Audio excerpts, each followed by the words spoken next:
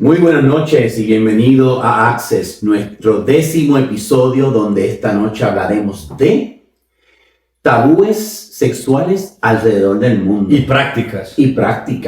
¿Qué te parece este tema, güey? No, excelente, Juan.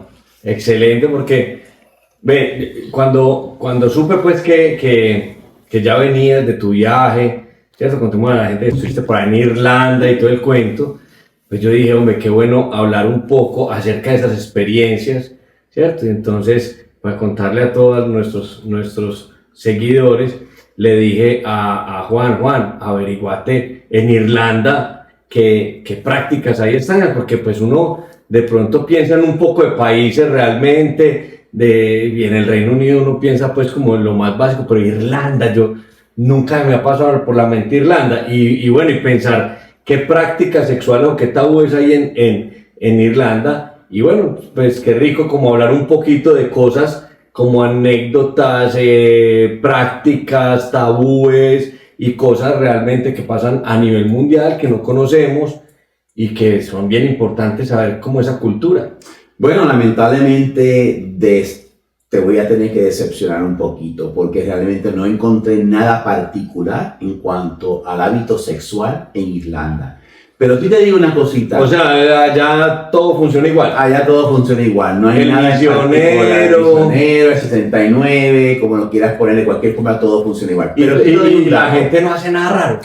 No hace nada raro. Playas nudistas. No, hay paisajes espectaculares. Yo creo que los paisajes más increíbles que te puedes imaginar, que jamás en tu vida tal vez pudieras ver. Ajá. Pero sí te doy un detalle. Ni un bosque nudista, ¿qué tal? No encontré bosque nudista. No encontré nada. En un país muy conservador, 85% cristiano, muy católicos todos. Y una de las tradiciones que sí me llamó la atención y me la comentaron allá es que en el hábito del matrimonio, una de las tradiciones es aguantarse sus manos y amarrarlas con una cinta blanca. Incluso presenciamos en uno de los lugares que vimos un matrimonio en uno de los beehives. Los beehives son las casas de piedra que se creaban en los años, los primeros principios del siglo primero y segundo, donde sucedió muchísimo antes de Cristo.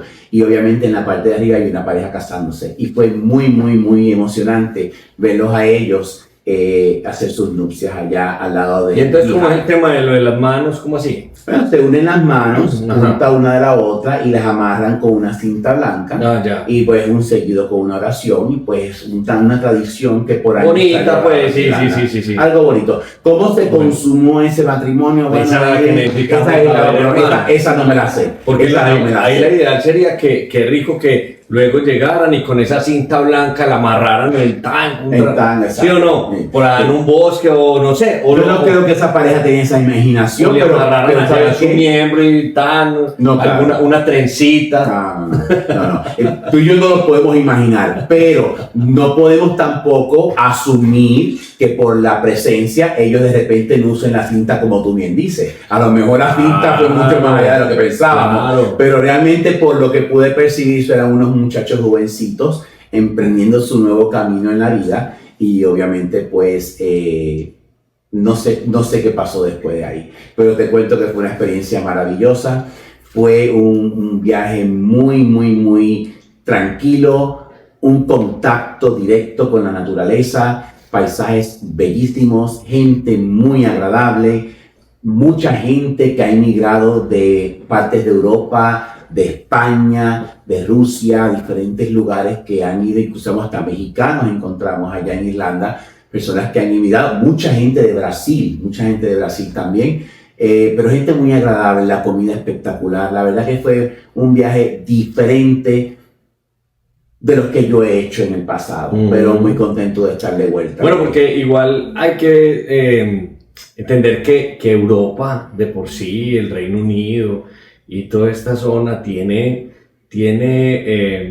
una historia y tiene mucho avance a nivel sexual, o sea, a nivel de expresiones, a nivel de experiencias, su cultura realmente ha sido muy sexual, nos llevan años luz en cuanto a temas de conversar el tema sexual, de hablar de sexo, de hablar de tabúes, de expresarse en temas de contenido. De hecho, pues yo creo que los españoles y los italianos empezaron con el tema de las películas de contenido para adultos y todo ese cuento, ¿cierto? ¿Te acuerdas que las películas de hace años eran el Italianini, Bergolini, eran los italianos los más famosos? Sí. Entonces, es importante porque, mira, una de las cosas que muchas veces pasamos por desapercibido es cómo las culturas socializan el tema sexual, ¿cierto? Porque todo esto viene de un porqué de las cosas, cuál ha sido su historia, cómo se han comportado ciertas comunidades, ciertas tribus, ciertos pueblos, ¿cierto? Que en orden descendente han venido, digamos, heredando esas culturas, esos valores, esas formas de hacer. Por ejemplo, tribus indígenas que cogían y hacían se me va la palabra,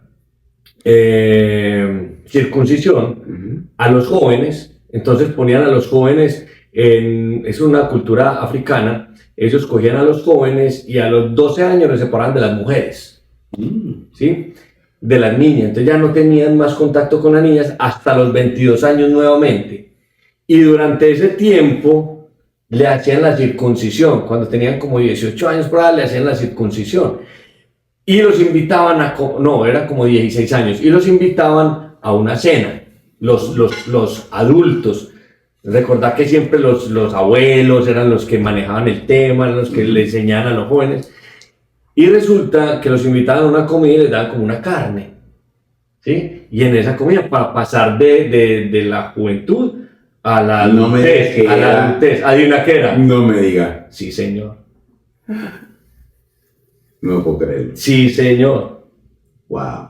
Pero ¿cuál es el propósito? O sea, no, el propósito. Culturalmente, ¿cuál era el propósito? No, es una actividad cultural. Estaba hablando del prepucio. Del prepucio. El prepucio. Correcto. Te le cortaban el prepucio, le hacían la circuncisión, ese prepucio luego lo preparaban. Y lo guisaban. Seguramente, no sé si le echaban tomatico o cebollita, pero lo que sí es que lo cocinaban y luego se lo daban en la comida al joven. Él no sabía, se supone que él no sabe, se lo entregan y debe mantenerlo en secreto, luego para que los jóvenes que vienen no se den cuenta de lo que sucede, y lo que le dicen es que se acaba de comer su niñez, ¿sí?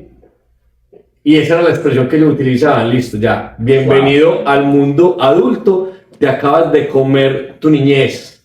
Y entonces se comían, ¿sí? Pero una historia, ¿cómo te pareció a vos? O sea, ¿cómo la ves? Bueno, vos que tenés gafas. En la viña del Señor todo es posible, ¿entiendes? Y yo entiendo que las culturas son muy radicales en sus creencias, y obviamente pudiera haber que algo así pudiera suceder.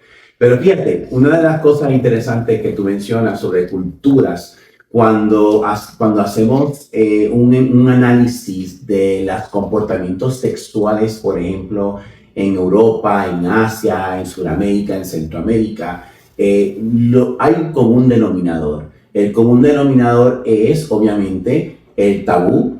No se habla de eso, se condena la infidelidad, ¿ok?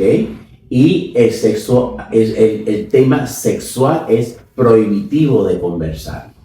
Muy parecido a lo que hoy en día vivimos, porque esta fue nuestra inspiración, tanto tuya como mía, en traer un programa para poder educar y poder abrirnos en lo que es el campo sexual y poder comunicarnos mejor.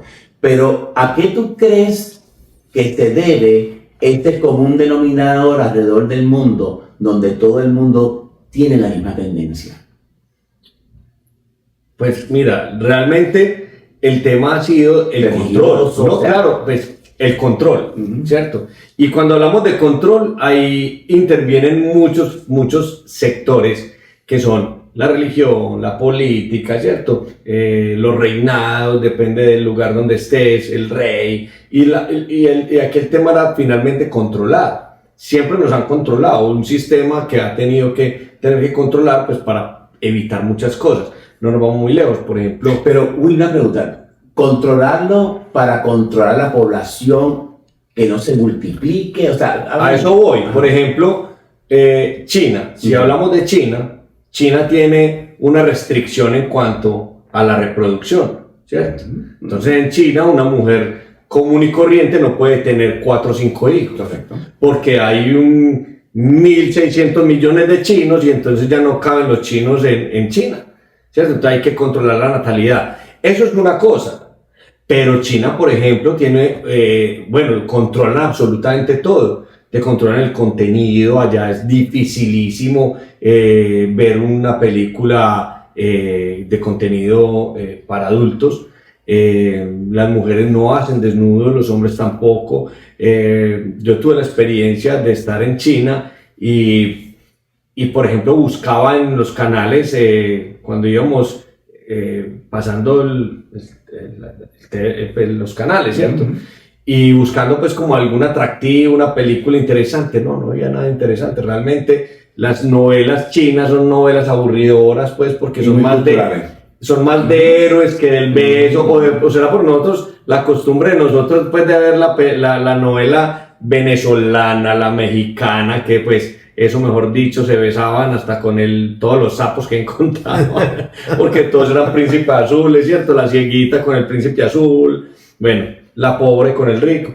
Pero encontrar eso en China era imposible. Y hay muchas culturas así, no solamente China, hay muchas culturas que hoy prohíben todavía que las personas vean contenido erótico. Japón se ha salido un poco del mercado, ya se han atrevido un poco más. Cuando ves, por ejemplo, contenido que hay por ahí en las redes de chinos, entonces ya lo que hacen es que salen, pero le ponen una distorsión a las partes genitales, porque a ellos les parece imposible. Y todo eso finalmente es para controlar un poco. Entonces, cuando se controla no solamente ahí, se controla desde la escuela, se controla desde lo que le cuento a las personas que están a mi alrededor, ¿cierto? Entonces, el papá o el abuelo crece con esa ignorancia a nivel sexual, pues le transmite lo mismo al hijo. En el colegio no se atreven a contarlo porque no pueden, obviamente, por temas de ley, y finalmente seguimos de descendencia en descendencia con una ignorancia sexual impresionante que afecta finalmente nuestro bienestar sexual. Sí, entiendo eso, pero en la parte comunicativa es la que todavía me da un poco de problema entender. ¿Por qué no podemos hablar abiertamente del sexo y la sexualidad? Entonces ahí es que yo tengo un conflicto, porque entiendo que sí hay unos comportamientos, unas reglamentaciones para controlar población, para controlar a la gente de que no tengan múltiples relaciones sexuales, etc. Pero el callar el tema proviene de dónde. No, Juan, lo que pasa es que mira, muchas partes pues, finalmente es un miedo porque no puedes incurrir en vergüenza. No, primero la ley, una cosa es la ley, ¿cierto? Entonces, yo no enseño porque estoy incurriendo en una falta de la ley que me la prohíbe. 2, a nosotros nos vendieron la idea de que si nosotros hacemos las cosas mal hechas, nos vamos a condenar. Porque nos han vendido siempre un Dios condenador, un Dios que no perdona, un Dios que nos va a juzgar, y finalmente nos va a juzgar por nuestros pecados. Y dentro de los pecados metieron el sexo. Correcto. O sea, el sexo hace parte fundamental de todos los pecados que nos vendieron, sobre todo el placer, ¿cierto? Porque te dicen, listo, no, sexo sí, pero para procrear, pero placer no, un poco de vaina, ¿cierto? Entonces, como dicen placer no, la mujer tiene un órgano que se llama clítoris, que tiene 9.000 terminaciones nerviosas. Ese clítoris está hecho solamente para el placer, porque no sé para qué más, decime para qué más se utiliza un clítoris. Para tener placer, obviamente. No más. Claro. Es un órgano netamente hecho para el placer, porque no sirve para otra cosa más. O sea, es un órgano para el placer. Si nosotros consideramos que fuimos creados perfectos, Perfecto. ¿cómo vamos a mutilar un clítoris porque genera placer? ¿Y por qué no hablar de clítoris, que es el que genera el placer? ¿Cómo si podemos hablar de un dedo? ¿Cómo si podemos hablar de la oreja? ¿Cómo si podemos hablar y enseñar a la gente que se limpie un ojo? ¿Cómo podemos explicarle a las mujeres que se cuiden su cabello para que no les dé horquilla, para que no les dé no sé qué, para que no les dé caspa, para que no les dé grasa, ¿sí? Cómo cuidarse los labios, pero no le enseñamos qué es el clítoris. O sea, hasta ese punto. Y eso básicamente sucede es porque no quieren que nosotros tengamos una mente abierta y que podamos tener relaciones que se podamos disfrutar. Y al final, eso es lo que pasa. Entonces, cuando las mujeres están, no solamente cuando las mujeres, los hombres, todos, estamos formados con unos valores religiosos, morales, donde nos venden una idea de que no hagamos nada malo, entonces vos te sentís sucio cuando estás haciendo algo mal. De la mujer, por ejemplo, dice, no, yo no me masturbo porque eso es sucio. Me dijeron que eso no se hace. No puedo tener placer, disfrutar esto. Si tiene relaciones anales, dice, se sienten sucias. Dicen, no, pero ¿cómo así que anales? Para eso es este Sí, programa. entonces dicen, no, es que relaciones anales, no, es que eso no se hizo para eso. Bueno, está bien.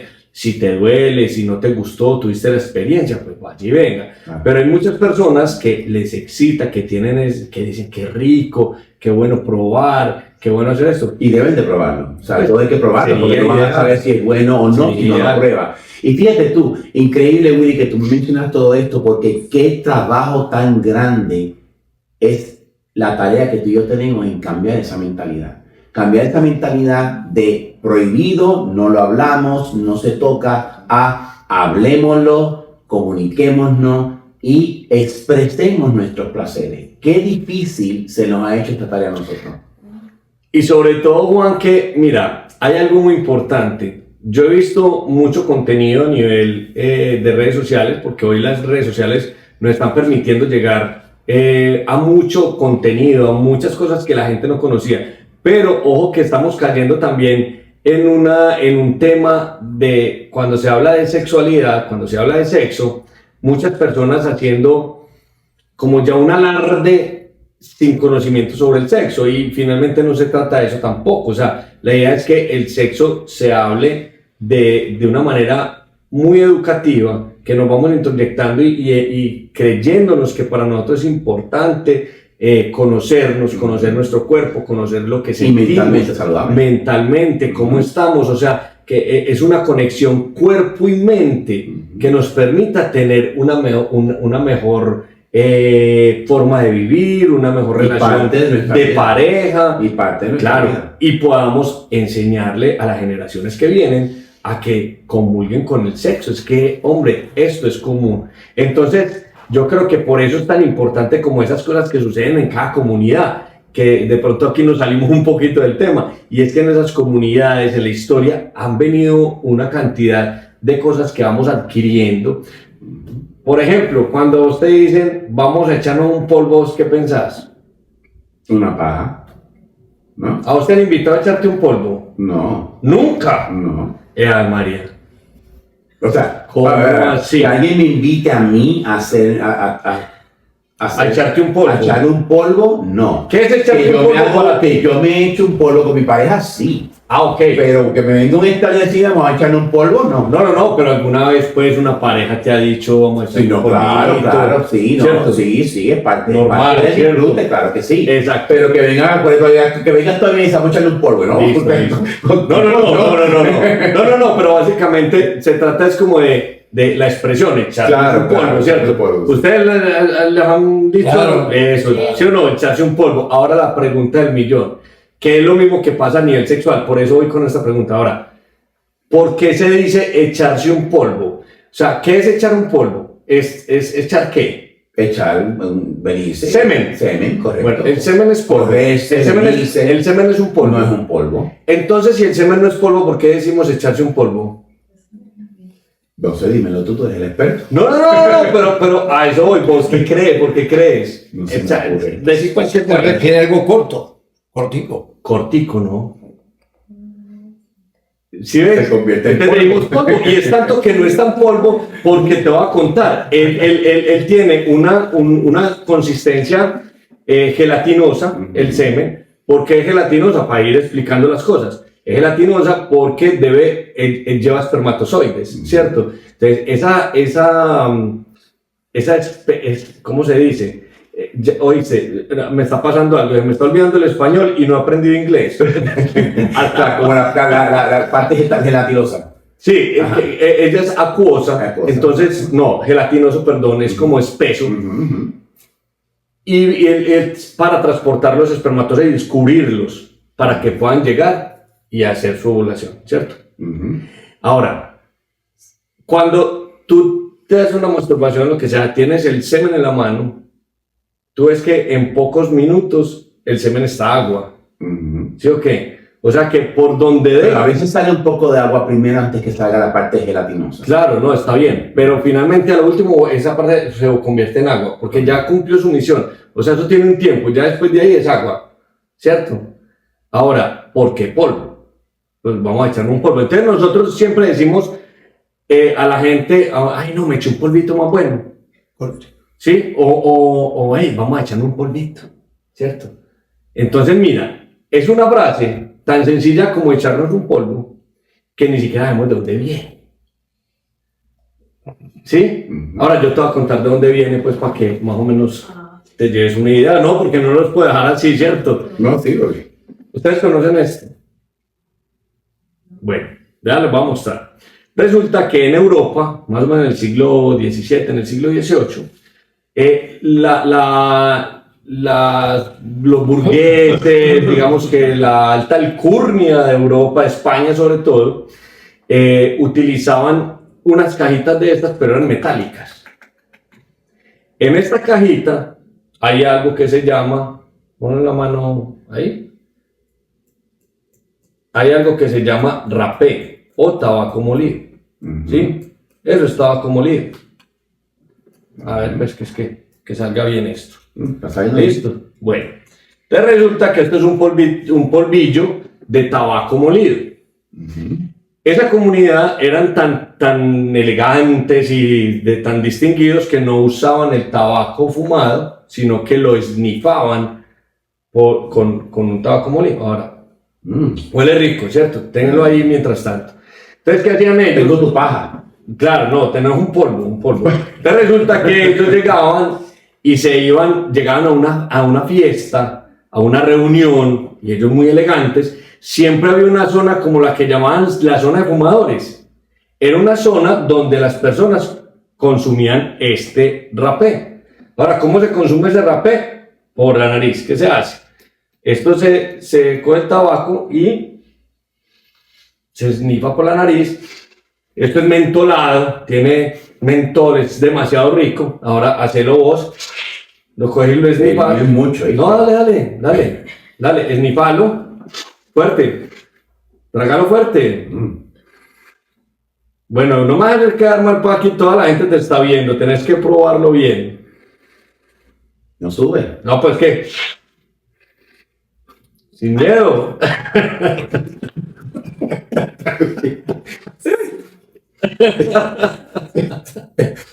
Esto quema. ¿Qué? ¿Cómo lo sentís? Bueno, ya no sabe. Echarle una agenda. Mira, entonces, ¿qué pasaba? Las personas consumían el rapé, les pasaba eso. Empezaban a estornudar, porque además consumían eso un poquito lo que nosotros utilizamos aquí. Ellos utilizaron una buena cantidad, entonces se lo metían por la nariz y al esnifarlo, claro, generaba ese sonido del moqueo, ¿cierto? Estornudos fuertes. Entonces lo que hicieron era que sacaron un espacio aparte que era para esnifar. Entonces, cuando ellos se iban a expresar y le decían a un amigo, llegamos allá a la fiesta y yo te decía, Juan, veníamos a echar un polvo. Era esto. Era esto. Entonces iban y se echaban el polvo.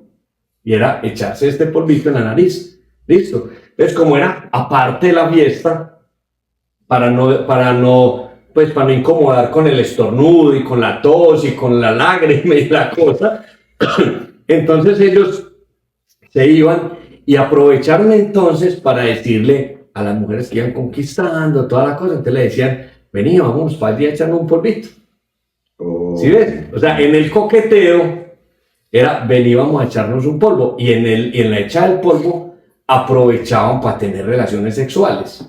Entonces era una forma disimulada de sacar a alguien de esa fiesta, llevársela para la zona supuestamente del polvo y echarle el polvito.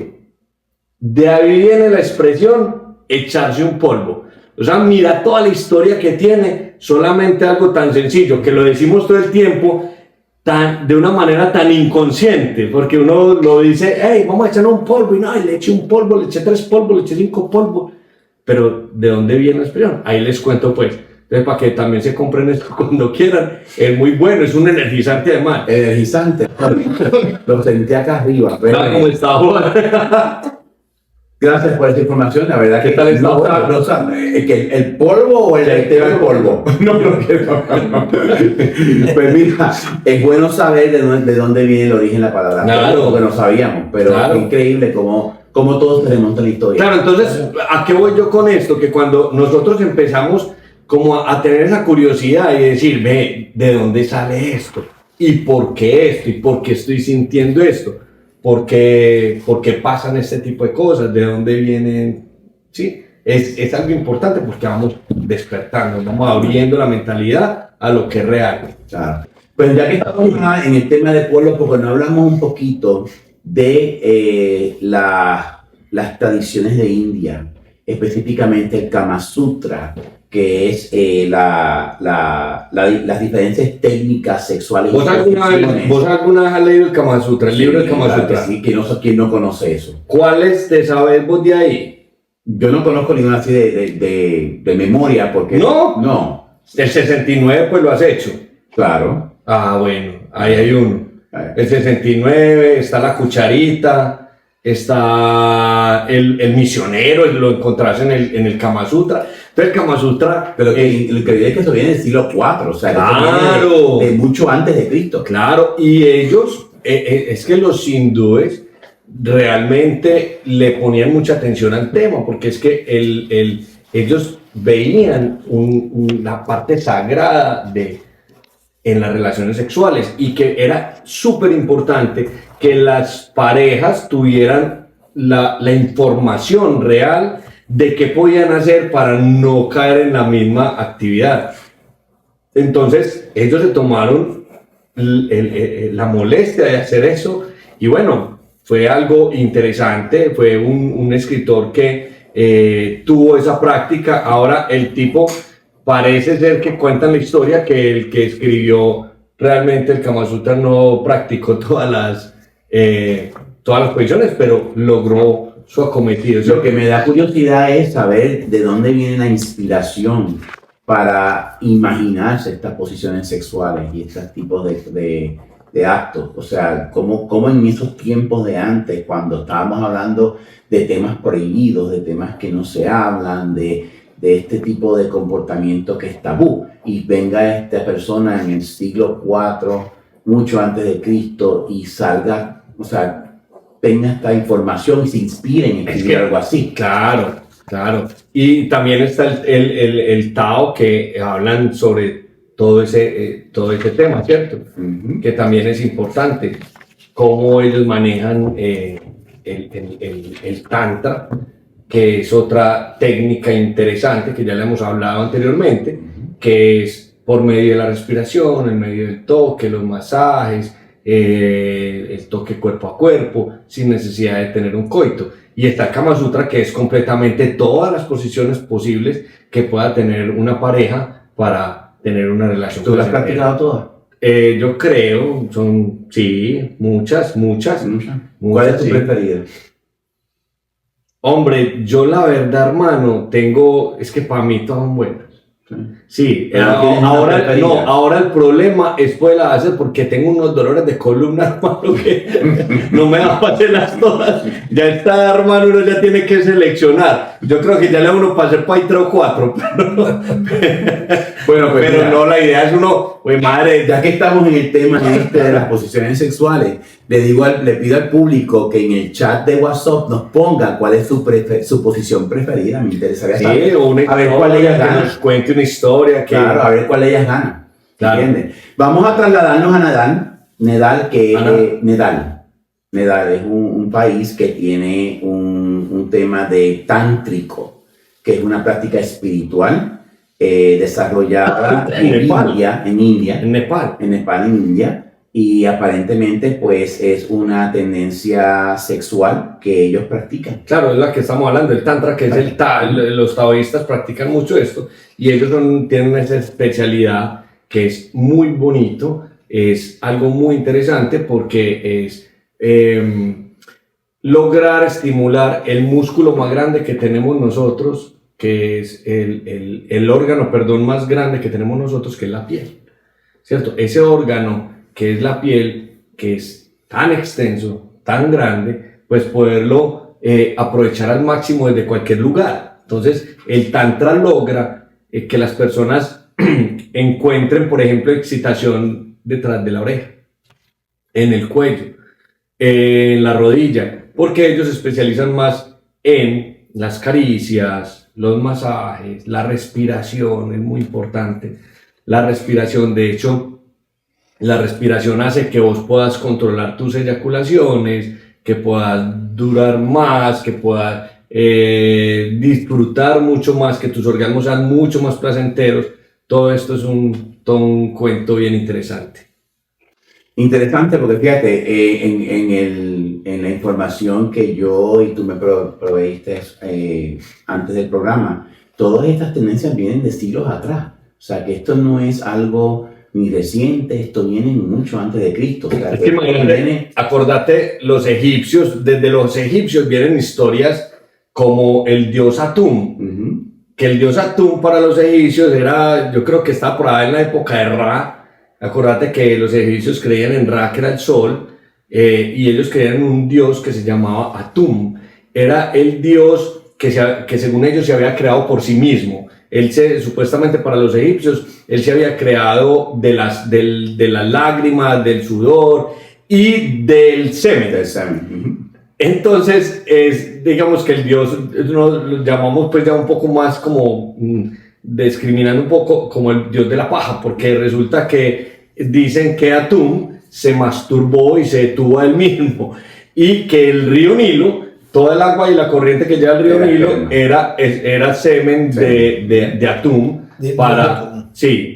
Entonces le exigían a los... se me olvida la palabra, ¿cómo llaman los que...? Los faraones de la época, que siempre tuvieran un día en el año para celebrar a Atum. Entonces iban estos personajes y se iban para el río, al borde del río, se desnudaban, se hacían una pajita y echaban el semen en el río en homenaje al dios Atum.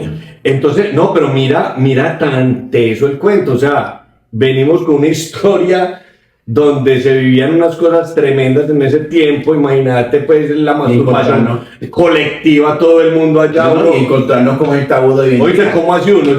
Vos te imaginas, pues listo, muy bacano, vamos a ir a una playa nudista y todo, pero yo aquí imaginándome, entonces, hey, vamos como en las procesiones de Semana Santa, hey, vamos para el río, que hoy es el día de Atum. Entonces todos para el río y uno llega allá y se empelota y uno con el papá al lado y uno... ¿Qué haces vos? ¿Qué haces? Totalmente el hermano al lado, el papá, el abuelo detrás y uno... Totalmente de acuerdo. Y por eso es que te comento, güey. Y si te toca con un amigo mucho... No, me imagino. Te toca ayudarle. Hay que ayudarle, ¿entiendes? Hay que hacer, como dice uno, que le toca ayudar al ñoquito. Mira, hey, parce, ¿cómo mandar a mí aquí atrás? Hay que tomarse una para el equipo, ¿entiendes? Uno con mochito de las dos manos, imagínate. Hey, manejar a mí, no hay que llevar al mocho. ¿Sí o no?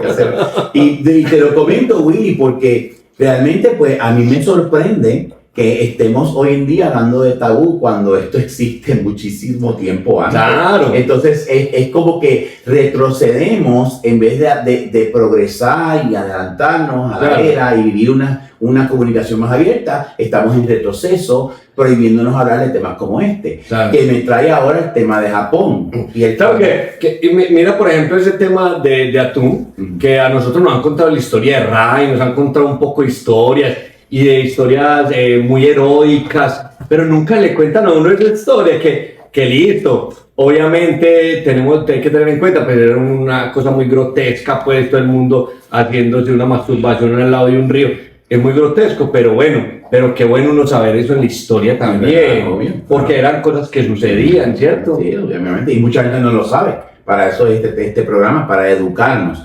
Ya vamos ahora a trasladarnos a Japón. Vamos a hablar del rezón, ¿ok? Es cuando se le inserta a una mujer por la vagina el huevo de rezón, que es el pez globo. Y esta pieza de pez se introduce y se saca con el motivo de tener el placer. Vamos a hablar un poquito de eso. Eso es un cuento. Eso... Imagínate pues el huevo del pez globo. Entonces las mujeres lo que hacen es que se lo introducen y lo que hacen es estimular el pene del hombre cuando las penetra. Entonces lo que hacen es que aprenden a moverlo dentro de su vagina, de modo que cuando el hombre penetra, ellos le hacen como un toque con el huevo, ¿sí? Tocan y mueven. Yo la verdad, hermano, yo no quisiera encontrarme con un huevo adentro. El huevo vibra dentro de la vagina. No, pica vibra. Porque a veces cuando es una cavidad... No, lo que hacían ellos era lo que hemos hablado del tema del pompoar o del piso pélvico, ¿cierto? Que es el tema de poder retraer el piso pélvico y hacer esos ejercicios de Kegel, que es absorber, ¿cierto? Que es lo que llamamos el pompoarismo, el pompoar, que es hacer esto. Entonces, eso es lo que hacían, mover el huevito con su músculo pubococcígeo y generaba una sensación bien interesante. Y te pregunto entonces, pero eso es prácticamente muy similar a un objeto sexual como un vibrador. Claro, es que finalmente los vibradores vienen inspirados en todo ese tema. Por ahí hay un programa, yo creo que ya lo hablamos, acerca de cómo nacen los vibradores para manejar el tema de la histeria femenina en los consultorios de psiquiatría, ¿cierto? Y lo utilizaba Freud y lo utilizaban, y entonces los psiquiatras, antes de utilizarlo, los psiquiatras lo que hacían era que masturbaban a las mujeres. ¿Sí? A mano. Okay. Claro, porque era un alivio para la llamada histeria femenina, que no era más que un momento de hormonización de las mujeres, estaban en un tema de ansiedad, un cambio de hormona, un cambio hormonal por su ciclo menstrual y todo el cuento. Y estos hombres, claro, las mujeres llegaban allá, unas lloraban, las otras pataleaban, que eso todavía sucede. Pelean, las otras tiran todo, están enojadas, ¿cierto? Hay unas que les da muy duro un ciclo menstrual, les da muy duro ese cambio hormonal, hay otras que pues la pasan más suave, pero hay mujeres que incluso las tiran a la cama, hay mujeres que en ese periodo no pueden ni trabajar. Entonces estas mujeres iban y consultaban al médico, el médico les decía, es que usted no tiene nada. Pues claro, un médico general, pues que le decía, no, usted no tiene nada. Cuando empezaron a investigar, pues hombre, se dieron cuenta que cuando las mujeres tenían sexo, pues bajaban. Claro. ¿Qué quiere decir? ¿Qué quiere decir esto? Que una mujer en su ciclo menstrual debería tener sexo. Y esos cólicos menstruales y todas esas sensaciones que tiene se le van a mermar, si no es que se le quitan del todo. Pero ¿qué hace la mujer en el periodo menstrual? No. La mujer cierra el negocio esa semana. ¿Por qué? Porque dice, no, yo estos días no hago nada. ¿Por qué? Porque uno, me da pena. Está sangrando. Qué pena manchar la sábana. Qué pena que a mi pareja le salga su pene en toda sangre. Riesgo de embarazo. Qué pena... ¿Ah? Riesgo de embarazo. No hay riesgo de embarazo. Es que no están embarazadas, claro, obviamente. de hecho está dentro de mucha gente planifica así, pero no lo hace en el momento que está, sino en los primeros días, en los primeros 2 días o en los 2 últimos. Por ahí me dicen que el hombre también le dan los síntomas, pero ¿los síntomas de qué? De que no, dilo. Que a los hombres tampoco les gusta tener relaciones durante la menstruación. Claro, bueno ese dato. Entonces resulta que las mujeres entonces se cohíben, ¿sí? Y el hombre le vendieron entonces esa idea y digamos que hemos heredado todo ese cuento. La mujer obviamente, nadie le dijo que si tiene relaciones sexuales durante esos días, pues puede mermar su dolor menstrual. Pero al hombre que le dijeron, no gas, no, eso no sangre, usted no. Y claro, y la mujer le dice, no, esos días no. ¿Sí? ¿Y por qué no? Porque no, eso no. Entonces, claro, entonces vos heredás una costumbre que ni siquiera sabes por qué. Decime el por qué. O sea, ¿cuál es la vaina? Pero yo creo si vamos a hablar de esto, hermano, vamos a hablarlo, perdóname, Juan. Un hombre se va para un prostíbulo, para un lugar y se acuesta con una mujer que se ha acostado con no sé cuántos hombres en el día y cuántos en la semana. ¿Cómo es posible que le dé fastidio acostarse con su pareja habitual, con su pareja permanente, porque simplemente tiene un periodo menstrual? No encuentro el sentido. Otra que les voy a dar. Si un hombre se atreve a penetrar a la mujer por el ano, donde lo más posible también es que le salga un tao de posición, o sea, de caca, porque es que por ahí sale caca. Es correcto. Y cuando penetra al fondo, pues está tocando el intestino. Claro, el intestino completamente, ¿cierto? Y le va a salir un taito. Eso sale como un cucurucho. Entonces, si no le da fastidio la caca, ¿cómo le da fastidio la sangre? Entonces, tenemos que ser un poco más conscientes del tema, porque esa reacción es muy inconsciente a nivel cultural. Y hay muchas culturas a nivel del mundo que también han tenido como cierto recelo. Por ejemplo, la mujer en la época de luna, que lo llaman en muchas culturas, tiene que irse para un lado, no puede cocinar, no puede tocar a los hombres, mejor dicho, está infectada para muchas comunidades, es bruja, está impura, hay muchas situaciones que pasan. Entonces, claro, el hombre también, dentro de esas comunidades, dentro de esos pueblos, dentro de esos lugares, pues van adquiriendo esos conocimientos heredados, que son inconscientes, porque ni siquiera y vos ves gente joven y dicen, no, claro, es una herencia que tienen ahí.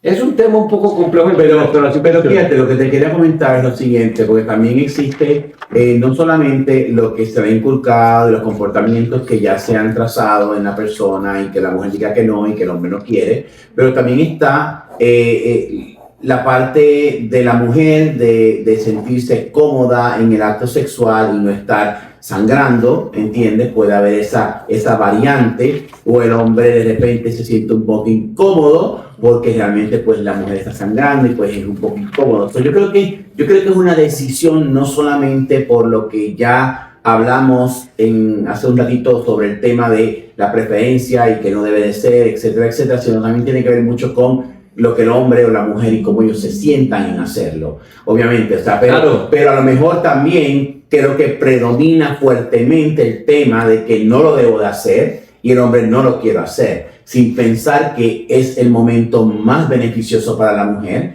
porque es donde va a sentir placer, donde se van a calmar todos estos síntomas que les crea la menstruación, pero mucha gente no sabe eso. Claro, es más, te voy a contar, esta gente en esa época, entonces masturba a las mujeres, les calma la llamada histeria femenina. Luego ellos entonces crean, porque ya tenían fila de mujeres, entonces pues no me imagino ya encalambraditos los deditos. Entonces, claro, desarrollan unos vibradores, ¿sí? Mecánicos inclusive, de esa época, pues para que pudiera ser más rápida la cosa, más sistematizada. De ahí vienen todo eso, el tema de los vibradores. Que los crearon los judíos. Claro, el tema de los vibradores, de los masturbadores, de todo ese cuento. Entonces, ¿qué pasa? ¿Qué pasa? Es tan triste el tema que inclusive muchos hombres, por no decir que la mayoría, le tienen celo al vibrador. Entonces no compran un vibrador para compartirlo con su mujer, con su esposa, con su pareja, porque dicen, ¿usted para qué necesita eso si es que yo tengo? Y le voy a decir a todos los hombres que me están escuchando, no vuelvan a decir eso.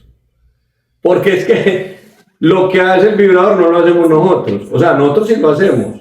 Pero una vecesita, dos vecesitas, el vibrador puede funcionar todo el día en la misma posición, con el mismo grosor. Entonces, Además, no, que ya hemos no, hablado que la masturbación es saludable. Entonces, pues. no, además porque mira, debería ser también una forma de salir un poco de la rutina, de compartir cosas, de explorar, claro, y que la mujer tenga la posibilidad también, pues en vez de estar, de tener digamos que la idea de salir con alguien, ¿cierto? Tener por ahí ese coqueteo, pues mejor que tenga un vibrador y que pueda compartir con su propio masturbador.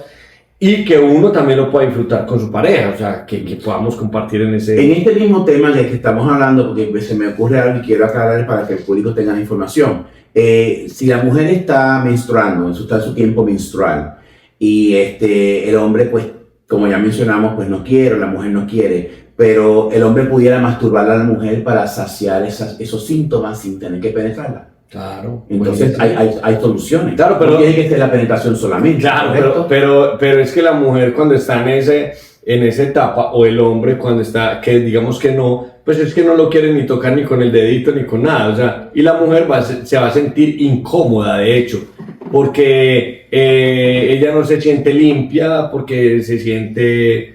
Bueno, se siente incómoda porque también siente de pronto que va a tener un rechazo. ¿Cierto? Por el olor, porque es sangre, porque... Entonces, mira, una cosa tan simple como esta, que esa la vamos a hablar cuando lleguemos, cuando tenemos ahí pendiente para hablar de orgasmos femeninos. Y una mujer, por ejemplo, le cuesta mucho orinarse sobre un hombre, orinar enfrente de un hombre.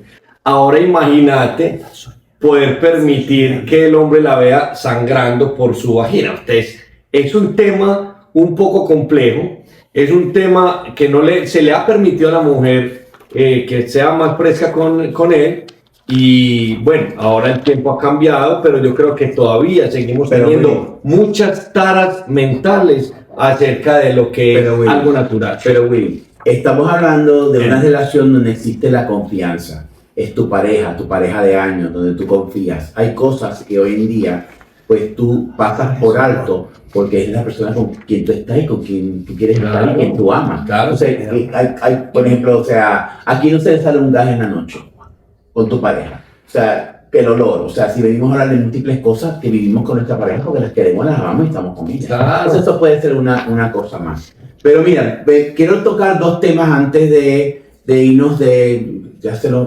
este tiempo se nos va volando. Si no nos avisan. Si no nos avisan, seguimos aquí hablando. Pero quiero tocar dos temas rapidito porque no quiero que se me olviden porque son importantes y actuales.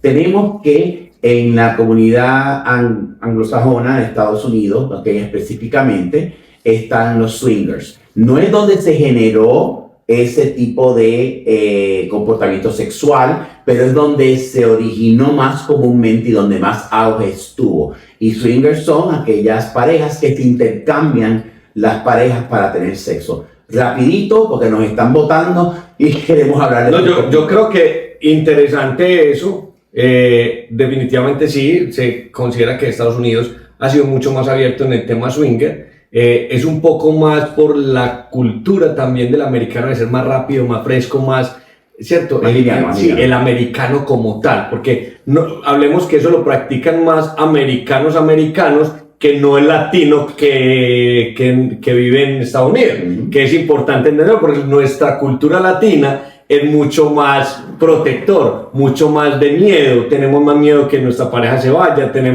protegemos más, somos más celosos, más posesivos. Correcto. Y claro, hay más machismo, también más feminismo. Bueno, eso es una mezcla de un poco de muchas cosas que luego lo hablaremos, pero así funciona. El americano no, el americano es mucho más abierto, el americano dice vamos, salimos a una parranda, compartimos y cada uno por su casa y se fue y no pasó nada. Es increíble lo que es la cultura, ¿no? La cultura, sí. Y es increíble. Claro, y entonces es muy interesante, se nos quedó cortico el tema porque a nivel cultural y cuando empezamos a explorar el tema a nivel mundial encontramos muchas cosas que luego lo vamos a ver, pero vamos a seguir con estos temas. Se me queda una, rapidito, Brasil, Sex Group, grupos en sexo.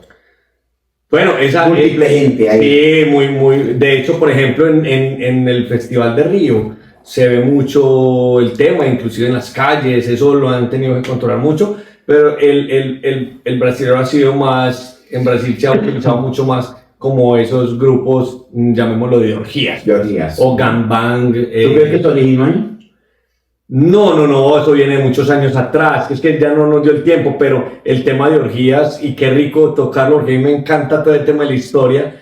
En la historia vienen unas cosas brutales que las tenemos que hablar. Tenemos que hablar. Correcto. Bueno, Will, este tema se nos fue volando, increíble, o sea, ha sido un tema fascinante, hemos recorrido el mundo, hemos hablado sobre las culturas, una partecita sobre las culturas, hemos hablado sobre los hábitos sexuales, pero lamentablemente el tiempo se nos fue. Gracias, como siempre, estamos en la misión de educar y de proveerle a la comunidad la información que necesitan para poder protegerse, para poder tener una vida sexual más agradable, más placentera, poder abrirse y comunicarse mutuamente. Recuerden seguirnos en nuestras redes sociales, Access Health Plus, para que vayan, se hagan sus revisiones. Recuerden el tema de las ITS, las prevenciones, síganos, Access Health Plus. Y en Master Sexco, conferencias, talleres, coaching sexual, y es muy importante a nivel individual de pareja. Síganos para más, como dicen por ahí, que sean sexualmente muy felices, y consíganlo para que vayan y se echen un polvito.